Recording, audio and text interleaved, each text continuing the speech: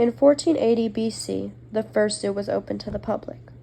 For hundreds of thousands of years to come, zoos would go on to become one of the most popular attractions, not only to tourists but to your average civilian looking for something to do.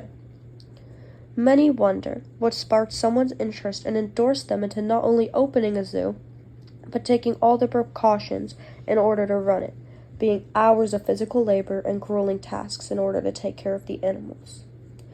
The answer to this question is quite simple. The first zoo was opened with the intention of the wealthy class wanting to show their power and assert their dominance against the lower classes. Originally, zoos weren't open to the public. You had to fit a certain stereotype in order to attend, a wealthy man of the working class. These private collections were called medigrees. Wall carvings in Egypt and Mesopotamia are evidence that the rulers and aristocrats created medigrees as early as 1480 BCE. Since the moment zoos were opened, many people have had different opinions on them. One of the earliest opinions, and most influential, was from Greek philosopher Aristotle. Aristotle introduced the opinion that there was a system for life in animals that must be divided into categories. He classified animals by where they lived, being land, sea, and air, and also classified animals as, quote, with blood and, quote, without blood. Aristotle's impact on animals and wildlife created an everlasting impact, and people still commonly refer to him when talking about one of the greatest influences on zoology. Shortly after Aristotle's time, another great zoologist came into power, Charles Darwin. Charles believed that each animal is not an exact replica of their parents, but different in subtle ways. Unlike Charles, Leo Harrison would often argue that every animal is an exact replica of their parents.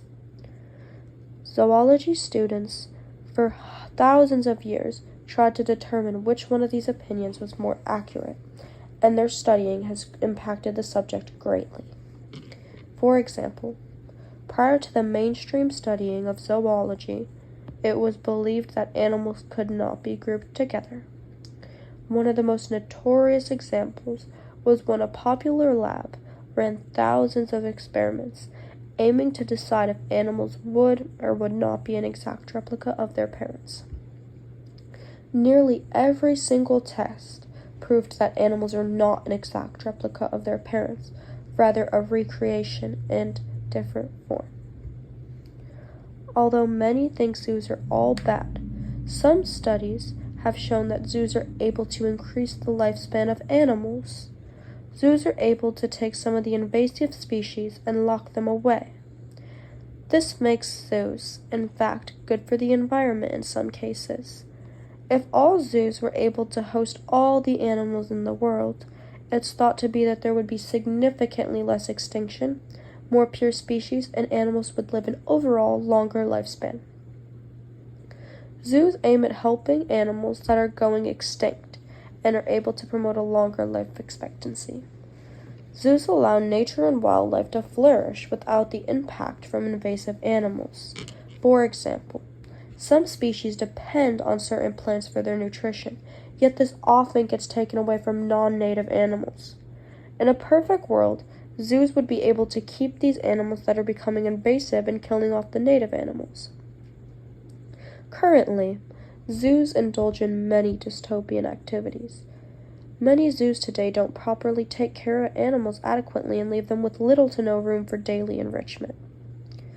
FreedomForAnimals.org claims that zoos cannot begin to provide the amount of space animals have in the wild. Tigers and lions have around 18,000 times less space in zoos than they would in the wild. With that, it's clear that zoos have many things they need to do in order to provide the proper care for these animals. Currently, zoos aren't the best thing for the environment. They lock up animals and don't let nature take its course. Having all these animals locked up impacts the environment negatively, as it was never intended to be this way. Animals aren't made to be locked up in cages. However, it's crucial that some animals need to be controlled in order to promote a healthy middle ground.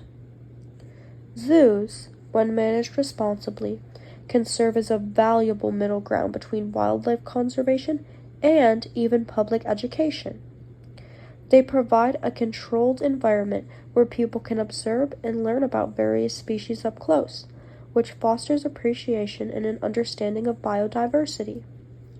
Moreover, zoos often participate in breeding programs for endangered species, contributing to their preservation and genetic diversity. Through educational programs,